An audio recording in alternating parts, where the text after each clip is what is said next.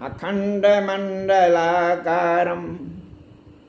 व्याप्तेन चराचरं यत्पदं दर्शितं येन तस्मै श्रीगुरुवे नमः। बंधुओं, जैसा आप लोगों को विदित है कि हम अपने इस कार्यक्रम के माध्यम से आप लोगों के समक्ष श्रुति, स्मृति, पुराण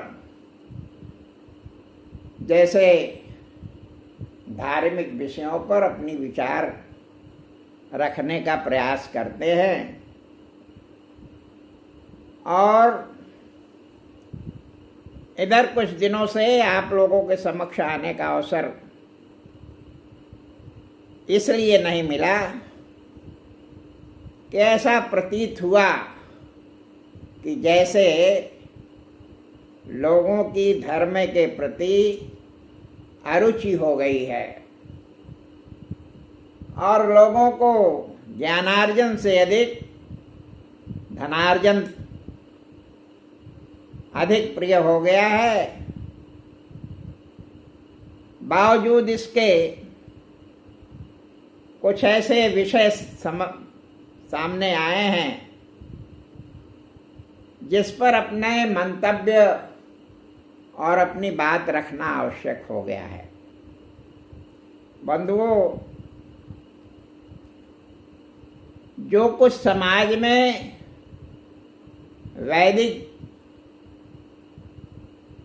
सनातन धर्म में हो रहा है, आप सब लोग भली भांति परिचित हैं। बहुत सारे विद्वान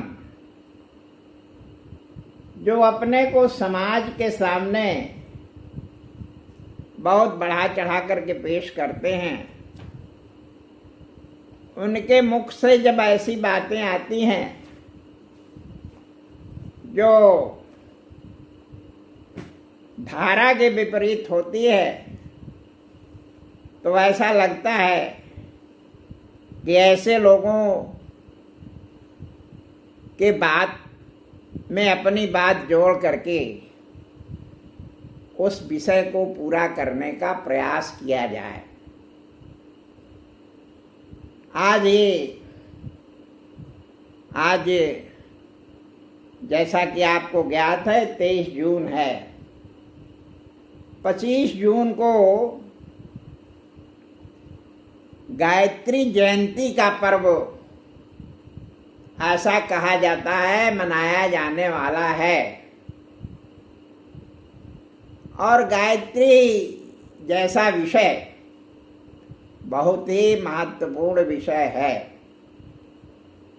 तो इस पर अपनी बात रखते हुए जो वक्तागण हैं या जो लोग अपना विषय समाज के सामने रखते हैं,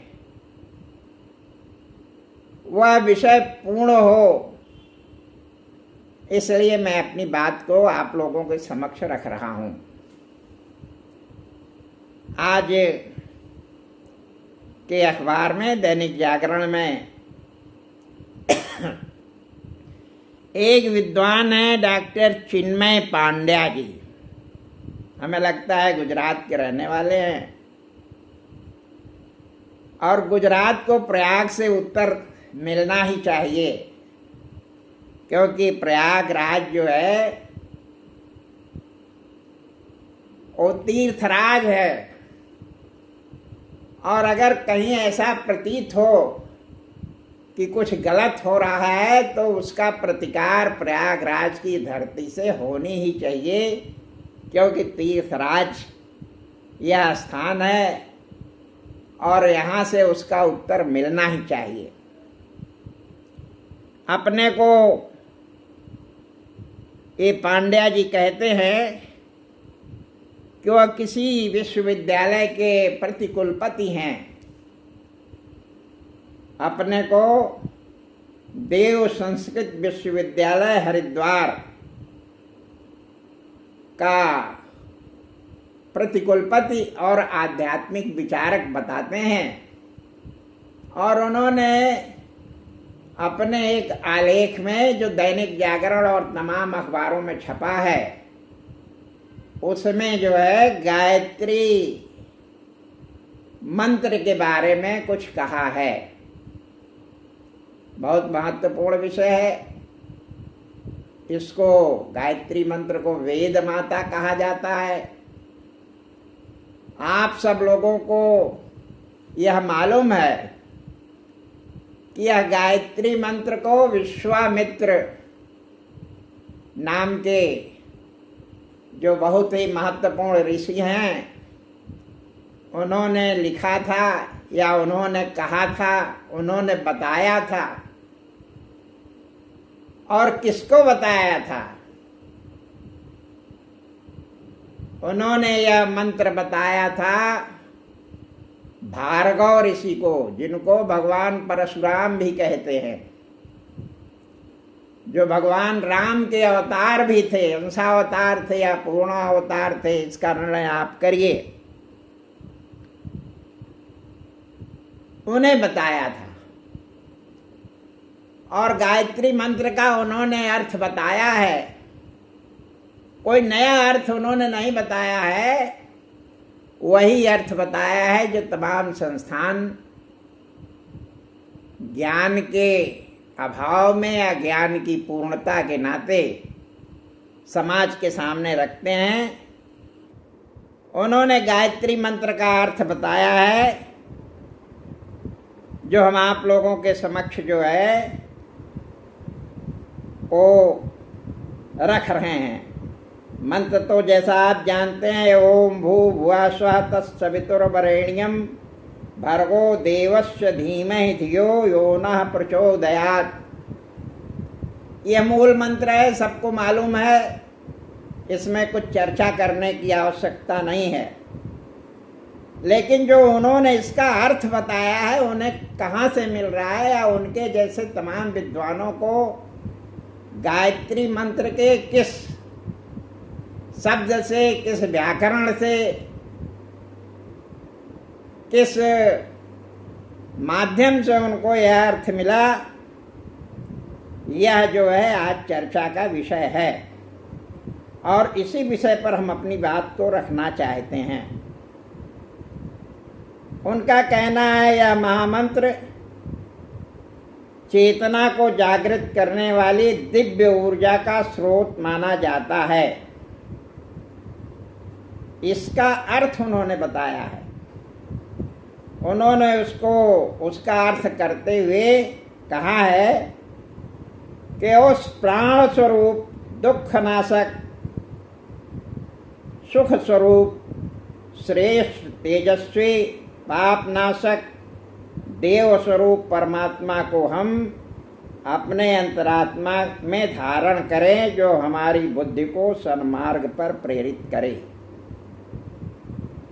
यह अर्थ उन्होंने बताया है। लेकिन मनन करने के पश्चात यह समझ में से परे की बात है कि गायत्री मंत्र के किस शब्द से उन्होंने यह अर्थ निकाला है। उन्होंने गायत्री मंत्र के बारे में जो कहा है, मैं ये नहीं कहता हूं कि वह गलत उन्होंने कहा है, लेकिन जो उन्होंने कहा है गायत्री मंत्र के किस शब्द का अर्थ है, क्योंकि जहां तक मैं समझता हूं गायत्री मंत्र जो है वह ओम भू भुवः स्वः तत्सवितुर्वरेण्यं देवस्य धीमहि धियो यो नः प्रचोदयात्, इतना ही शब्द है। इसमें ये परम परमात्मा और ये जो तमाम सारी बातें, या इन्होंने अकेले ही ऐसा नहीं लिखा है। हमने गायत्री परिवार से और तमाम सारे लोगों से यह शब्द सुना है, लेकिन यह समझ में नहीं आता। इस पर हमने बड़ा मनन किया तो ये समझ में नहीं आया कि गायत्री मंत्र के किस शब्द के उच्चारण से यह अर्थ निकलता है। जहां तक मैं समझता हूं, आपके सामने एक एक शब्द का अर्थ बताने का प्रयास करूंगा, उसका अन्वय और संधि विच्छेद भी बताऊंगा। उससे यह प्रतीत होता है कि जो श्रीमान जी लोग कह रहे हैं वह मेरे मत से अलग हैं। गायत्री मंत्र के बारे में जो विश्वामित्र ऋषि, विश्वामित्र के बारे में जानते हैं कि महर्षि विश्वामित्र का सतयुग में और त्रेता में दो बड़ी घटनाएं मानी जाती हैं। एक तो राजा हरिश्चंद्र की जब बड़ी ख्याति प्राप्त हो गई थी सत्य के बारे में, तो उनकी परीक्षा लेने के लिए गए थे। उस परीक्षा के बारे में सब जानते हैं। राजा हरिश्चंद्र भगवान श्री राम के पूर्वज थे, ऐसा लोगों का कहना है। और उसी परिवार में दोबारा भगवान श्री राम को राजा दशरथ से मांगने के लिए गए थे। उस विषय में तमाम सारे लोगों ने तमाम तरह की बातें कही थी। और तिबारा फिर विश्वामित्र गए थे राजा दशरथ के पास ये कहने के लिए कि ये जो आपने राम को हमारे साथ भेजा है, शायद कुछ भूल हो गई है, क्योंकि भूल से राम के स्थान पर उन्होंने किसी दूसरे पुत्र को दे दिया था और बाद में राजा दशरथ ने उसको सुधारा था। बाकी की सारी घटनाएं आप आगे राम कथा जानते हैं, परशुराम को भी जानते हैं। आज यह भी हम आप लोगों के सामने चर्चा में ला देना चाहते हैं कि राजा विश्वामित्र गाधी तनय कहे जाते हैं। गाधी माने आज का गाजीपुर, उत्तर प्रदेश का ही पूर्वी जिला है। गाजीपुर बलिया पहले एक ही जिला था। वहां के राजा हुआ करते थे। बिहार की सीमा से लगे हुए स्थान के वो राजा थे, उस परिवार से संबंधित थे, लेकिन वो ऋषि हो गए थे।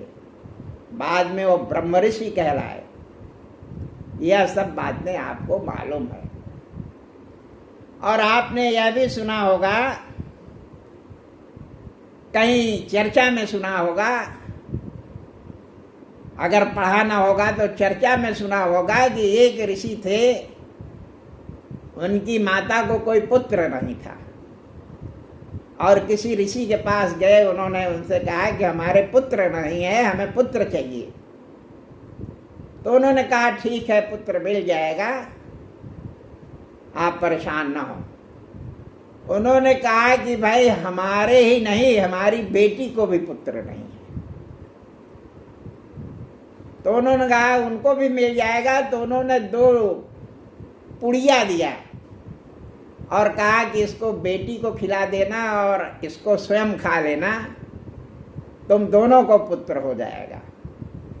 ऐसी जनचर्चा है कि वह जो पुड़िया थी, माँ की भूल बस जो बेटी को खाना चाहिए था उसको स्वयं खा लिया और जो स्वयं को खाना था उसको बेटी को दे दिया।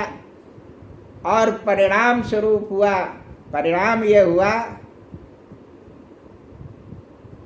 कि जो परशुराम की माँ को मिलना चाहिए था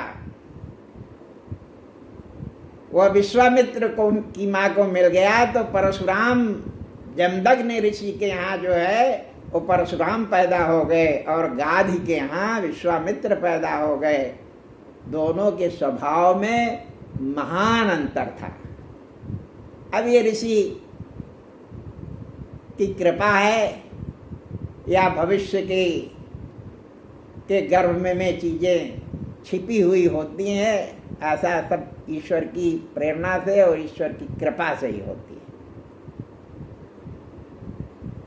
तो यहाँ पर मैं कह रहा था कि गायत्री मंत्र का अर्थ क्या है।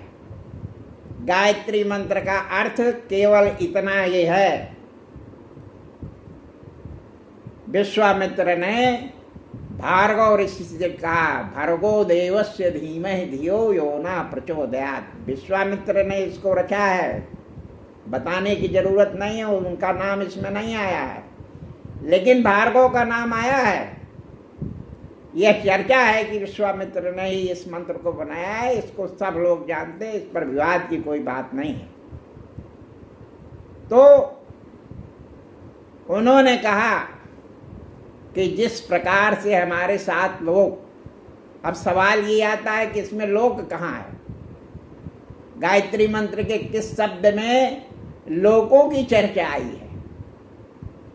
यह विषय लोगों के दिमाग में आएगा, और शायद यह विषय नहीं था, इस नाते इस तरह के लोगों ने अर्थ लगाए हैं। तो हम आपको उस अर्थ की ओर ले चलने का प्रयास कर रहे हैं। अगर कोई त्रुटि हो तो क्षमा करने की कृपा करें। जैसा कि आप लोगों को मालूम है कि वेद और गायत्री मंत्र अनुष्टुप छंद में लिखे गए हैं, गायत्री छंद में लिखे गए हैं, लेकिन जिस समय लिखे गए हैं उस समय लिखने पढ़ने की व्यवस्था नहीं थी, और जो मंत्र ऋषि, मंत्र दृष्टा, या यूं कहिए कि जो ऋचाएं लिखते थे या संग्रहित करते थे, उसको आज एक शब्द है क्वांटम कंप्यूटेशन। क्वांटम कंप्यूटेशन का मतलब ये कि उस चीज को एक पैमाना मान करके आगे जो है उसको लिखते थे। आप कंप्यूटेशन का अर्थ जो है वो डिक्शनरी में जरा देख लीजिएगा, क्योंकि कुछ कार्य हम आपके भी, प्रमाणिक शब्द होता है कंप्यूटेशन, और प्रमाणिक का मतलब होता है कि क्वांटम कंप्यूटेशन, क्वांटम का मतलब होता है प्रमाणिक, और कंप्यूटेशन का मतलब होता है गणना। इस भाव में लिखे गए थे। और आपको यह भी मालूम है कि जो संस्कृत की भाषा है और वेद जो है, आज की कंप्यूटर की भाषा से और आज के वैज्ञानिक भाषा से मेल खाते हैं। और यूँ कहिए कि जो वेद में है वही आज के विज्ञान में है, और वेद में और विज्ञान में कोई अंतर नहीं है। अगर आप कहें तो मैं उसको भी विवेचन कर सकता हूँ। विज्ञ माने जानकार, और ज्ञान के जानकार को ही कहते हैं। अभी थोड़ा सा हम आपको क्लियर कर रहे हैं कि क्या होता है। तो शब्द आया है ओम। ओम जो है प्रणव है, फिर आता है भू, फिर आता है भुआ, फिर आता है स्व। अब ये तीन शब्द आए, ये तीनों जो है तीन लोक हैं। और फिर है जनः। जनः के पहले है मह, जनः तपः सत्यम। अगर आपका संपर्क किसी बड़े विद्वान से रहा हो तो जब वो सूर्य को अर्घ्य देता है तो यह मंत्र बोलता है ओम भू भुवः स्वः जनः तपः सत्यम मह। यह हमारे 7 लोक हैं, और इन्हीं 7 लोकों को जो जल दिया जाता है वो सूर्य के माध्यम से दिया जाता है, क्योंकि सूर्य जो हैं उन्हीं से ये सब संचालित होते हैं। इसीलिए गायत्री मंत्र में कहते हैं कि जिस तरह से यह हमारे 7 लोग सूर्य का वरण करते हैं, तत् सवितुर्वरेण्यम। तत् माने जिस प्रकार से, सवितुर माने सविता, सविता माने सूर्य भगवान, वरेण्यम माने उसको अगुआ मानते हैं। आप सब लोगों को मालूम है जो धार्मिक कार्यक्रम होते हैं समाज में, उसमें वर्ण का कार्यक्रम होता है, गुरु का वर्ण होता है, अपने से विद्वान का वर्ण होता है, अपने से श्रेष्ठ ब्राह्मण का वर्ण होता है और उस वर्ण में यह माना जाता है कि हमारे श्रेष्ठ हैं। तो क्या इसका मतलब ये है कि जिस प्रकार से यह हमारे सातों लोग सूर्य का वर्ण करते हैं, तत्सवितुर्वरेण्यम। अब आगे क्या आता है? देवस्य। देवस्य माने देवताओं के लिए। देखो, विवेचना करेंगे तो लंबी विवेचना जाएगी। हमारे यहाँ दो संस्कृति है, देव संस्कृति और राक्षस संस्कृति। राक्षस और देवता, उसी को ईश्वरवाद भी कहते हैं, उसी को अनीश्वरवाद भी कहते हैं, उसी को ब्रह्म भी कहते हैं, उसी को अब्रह्म कहते हैं। हमारे जो दुनिया के देश हैं, इस्लाम से लेकर के क्रिश्चियनिटी तक और यहूदी तक, वो अपने को अब्रह्म मानते हैं। अभी थोड़े दिन पहले अब्राहमिक कॉन्फ्रेंस ट्रंप ने करवाई थी और यह सब कुछ है। सारे धर्मों के मूल में यह हमारा गायत्री मंत्र ही है, हमारे वेद ही हैं, यह साबित करता है। तो वो कहते हैं कि देवस्य, देवताओं के लिए, धीमहि। अब यहाँ पर मामला फंसेगा। धी माने होता है ज्ञान। संस्कृत की डिक्शनरी खोल करके देख लीजिए, आप लोग विद्वान हैं। और धी के बाद फिर मही। मही माने धरती होता है। धीमहि का मतलब होता है धरती का ज्ञान। और धरती का ज्ञान क्या है? वेद है। धरती का ज्ञान वेद है। और वेद जो है दो शब्दों में से बना है। विद धातु से बना है। विद माने ज्ञान, विद माने विज्ञान, विद माने जानकारी। जो धरती की जानकारी है शुरू से, वही तो विज्ञान है, वही तो वेद है, वही तो ज्ञान है। उसके जानकार जो हैं वो विद्वान कहलाते हैं, उसके जानकार जो है वैज्ञानिक कहलाते हैं, उसके जानकार जो है विज्ञ कहलाते हैं। तो इस नाते वो कहते हैं कि ये जो धरती का ज्ञान है, इस धरती के ज्ञान को देवस्य धीमहि धियो। धीमहि, फिर धियो। धियो शब्द है। धियो माने भी ज्ञान है, कई ज्ञान है, एक ही वेद नहीं है, 4 वेद हैं, इसीलिए धियो शब्द का इस्तेमाल। ज्ञान। देवस्य धीमहि धियो यो नः प्रचोदयात्। यो नः, अब शब्द आता है यो नः। योना का मतलब होता है, नया शब्द आपको मालूम पड़ेगा, ऋत पूर्वक। डिक्शनरी में देखिए, ऋत पूर्वक। अब एक शब्द होता है ऋतु और एक होता है ऋत। ऋतु केवल 4 होती है या 6 होती हैं? जाड़ा, गर्मी, बरसात, शरद, शिशिर, हेमंत, बसंत, ये यही ना ऋतुएं कही जाती हैं। लेकिन ऐसा नहीं है, ऋत शब्द है। ऋत और ऋतु में अंतर है। हर महीने की हर तिथि की व्यवस्था अलग होती है। परिवा से लेकर के एकादशी तक ऋतुओं में नित्य परिवर्तन होता है। और एकादशी के बाद ऋतुएं जो हैं, या जो ऋत है, ऋतु नहीं कह रहे हैं, ऋत जो है उसमें ट्रांजिशनल आ जाता है। इसीलिए एकादशी व्रत रहते हैं। पूर्णिमा के बारे में, अमावस्या के बारे में, तमाम सारे एकादशी के बारे में लोगों को मालूम है। इस पर फिर कभी वीडियो बनाएंगे या उस पर चर्चा तमाम लोगों के बीच में आपकी होगी। ये ट्रांजिशनल पीरियड है, उसमें ऋतुओं का संक्रमण होता है।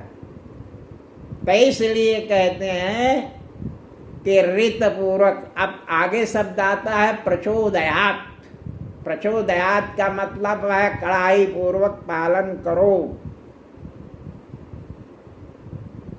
वो कहते हैं कि जिस प्रकार से ये सातों दीप, सातों लोक सूर्य का अनुगमन करते हैं, उसी तरह से जो देव पुरुष हैं, जो ईश्वरवादी हैं, जो ब्रह्म को मानते हैं, वे वेदों का अनुसरण करें।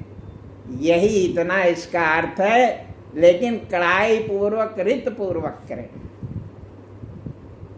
अब विद्वान हैं, उन्होंने कहीं से देखा होगा, मैंने भी उनके ज्ञान में अपने ज्ञान को मिलाने का प्रयास किया है। अगर समझ में आ जाएगा और हमें वे स्वीकार करते हैं तो उनको हम प्रणाम करते हैं। अगर स्वीकार नहीं करते हैं तो हर इच्छा जैसा वो चाहें, हम उन पर ये नहीं करते। देखिए, लोग अपने पद का के प्रभाव का जनमानस पर असर डालते हैं कि हम जो है फला विश्वविद्यालय के। अब उस विश्वविद्यालय को कहाँ से मान्यता मिली, किसने दिया? अब स्वयंभू शंकराचार्य जी तो बहुत घूम रहे हैं, उनके बारे में उनको प्रणाम करने के अलावा हम क्या कह सकते हैं? कोई क्या कह सकता है? लेकिन जो धर्मशास्त्र हैं उसके बारे में भी कोई ऐसी व्यवस्था होनी चाहिए कि जो अनर्गल बातें बोलते हैं उनकी बातों का परीक्षण तो होना चाहिए। गलत कह रहे हो, सत्य कह रहे हो, उस पर जो है चर्चा तो करने की कोई संस्था होनी चाहिए। तमाम सारे लोग अपने को बहुत बड़ा आचार्य बनते हैं, कहते हैं, कहा करें, मैं उसका विरोध नहीं करता हूँ। अभी थोड़े दिनों पहले जो है वो धार मध्य प्रदेश में एक जिला है, राजा भोज की राजधानी थी, ऐसा कहा जाता है। क्योंकि भाई उस समय तो हम भोज के समय थे नहीं। जो श्रुतियाँ हैं और जो तमाम सारे चर्चाएं आती हैं या जो प्रमाण मिलते हैं, उससे लगता है कि वहाँ थी। तो एक विद्वान ने लिखा उसके बारे में, वो दैनिक जागरण में ही आया है और उसकी तिथि तो हम बता सकते हैं, 24 मई को उन्होंने लिखा। उन्होंने कहा कि ये जो वहाँ पर मिली है देवी, जिनके बारे में अब हुआ है कि उनकी पूजा कर सकते हो, उन्हें कहा कि वाग देवी, वीणा वाग देवी कहा है, और उन्होंने कहा कि वो सरस्वती हैं। भाई, जब ज्ञान न हो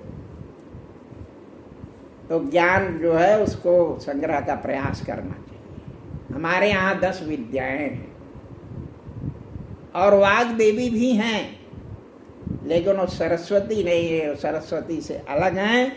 उनका नाम मातंगी है और भगवान शिव और पार्वती के आशीर्वाद से वो बनी है। उनका जो प्रतीक है, उनके पास वीणा रहती है और ये कहा जाता है कि जो बच्चा बोलता न हो, जिसको वाणी न हो, उनकी पूजा करनी चाहिए। हमारे यहाँ 10 महाविद्याएं हैं। दुर्गा सप्तशती का पाठ करते हो तो उसकी प्रार्थना में दिया हुआ है, उनको आप देखो कि क्या क्या दिया हुआ है, क्यों दिया है, ये शब्द क्यों आया है। तो उन्होंने वाग देवी को सरस्वती कह दिया है, अब अपने उससे लगाया है, लेकिन उनके सुधार के लिए उनका नाम मातंगी है। और आपको थोड़ा सा बता दें मातंगी क्या है। मातंगी भी वाग देवी हैं, सरस्वती की तरह से ज्ञानदायिनी है। और तोता उनका है, तोता जो है विचारों का वाहक होता है, ऐसा मनुष्य की वाणी बोलता है तोता। तो ये विषय है। अब आजकल आप विषय को आगे बढ़ाते हुए, क्योंकि थोड़ा सा हम श्रीमद् भागवत का भी वाचन करना चाहते हैं, बहुत सारे विद्वान जो हैं वो कहते हैं इसलिए कहते हैं कि ज्ञान नहीं है, या तो आजकल लोगों का धन कैसे अर्जित किया जाए लोगों को गुमराह करके। और इसीलिए मैं कह